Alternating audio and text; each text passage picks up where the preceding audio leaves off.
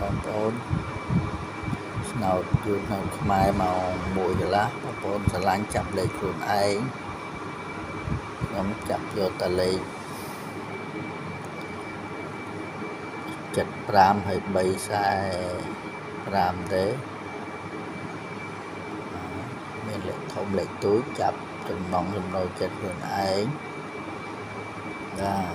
ចង់ត្រេងសេដេពុកសេទៅពុកដេត្រេងនៅ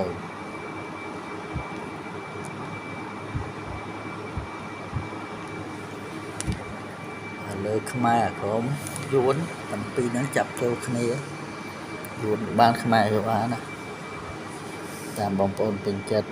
ចូលចិត្តចាប់មួយណាតែខ្ញុំចាប់លេខទូច7553លេខធំ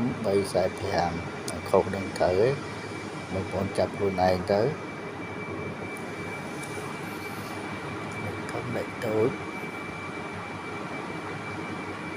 ឆ្លាញ់លេខណាចាប់លេខហ្នឹងទៅបាទអរគុណច្រើនគ្រប់លា